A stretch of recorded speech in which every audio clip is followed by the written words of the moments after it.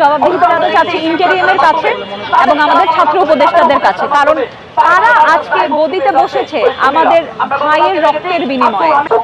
সাবেক রাষ্ট্রপতি Abdul Hamid safe exit পেয়েছে এবং আওয়ামী লীগ যে দোসররা আছে এখনো কিন্তু তারা নির্বিকারে চলাফেরা করছে এবং আওয়ামী সন্ত্রাসীদের এখন পর্যন্ত আইনের আওতায় আনা হচ্ছে না।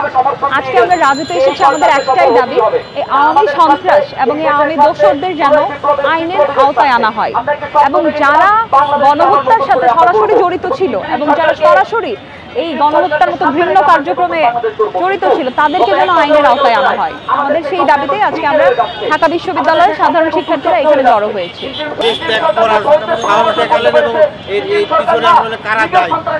দেখুন, এটা তো একটা তদন্তের ব্যাপার যে এর পিছনে আসলে কারা দায়ী, কিন্তু আমরা যে এখানে আজকে দাঁড়িয়েছি, আমরা এখানে দাঁড়িয়ে কিন্তু জবাবদিহি জানাতে চাচ্ছি ইন্টেরিয়ামের কাছে এবং আমাদের ছাত্র উপদেষ্টাদের কাছে, কারণ তারা আজকে গদিতে বসেছে আমাদের ভাইয়ের রক্তের বিনিময়ে এবং এই ইন্টেরিয়াম সরকারকে কিন্তু লেজিটিমেসি দিচ্ছে আমাদের ভাইয়ের রক্ত, আমরা যে ছাত্র সমাজ আন্দোলনে নেমেছিলাম আমাদের কারণে কিন্তু তারা এই গদিতে বসা লেজিটিমেসি পেয়েছে।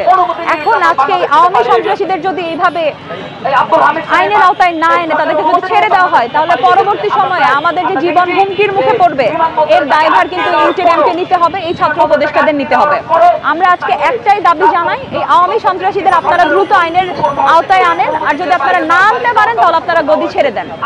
কারণ এই অন্তর্বর্তীকালীন সরকারের প্রথম দায়িত্ব হওয়া উচিত ছিল সকল আওয়ামী সন্ত্রাসীদের আইনের আওতায় আনা, এবং তারা এটাই এখন পর্যন্ত করতে পারেননি। আমরা একের পর এক বাঘা বাঘা নেতাদের দেখছি তারা সেফ এক্সিট পেয়ে যাচ্ছে, এটা তো কোনোভাবেই কাম্য নয়। ইমিগ্রেশন বলছে মানে বিমানবন্দরে যে তার নামে কোনো নিষেধাজ্ঞার কোনো কাগজপত্র তাদের কাছে ছিল না, তবে তারা যেতে দিয়েছে। এই ব্যাপারে কি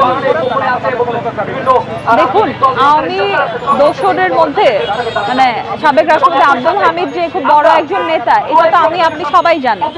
এখন এর পরেও যদি এই ধরনের কারণে আসলে তাদেরকে আটকানো সম্ভব না হয় তাহলে তো আমি এই ক্ষেত্রে দায়ী করবো যে আমাদের যাদের আসলে প্রশাসনিক ব্যবস্থা নেওয়ার কথা ছিল তারা এখন পর্যন্ত নেয়নি, এবং আমাদের ইন্টেরিয়ামের পক্ষ থেকে যে একটা জোরালো দাবি বা খুব একটা জোরালো ভাবে এটা নিয়ে কাজ করার কথা ছিল তারা এটা করছে না। তো আমি এই ক্ষেত্রে অবশ্যই ইন্টেরিয়ামকে এবং এই উপদেষ্টাদের দায়ী করছি, কারণ তারা তাদের প্রথম দায়িত্ব, তাদের প্রথম নৈতিক দায়িত্ব যেটা ছিল তারা সেটা পালন করতে ব্যর্থ।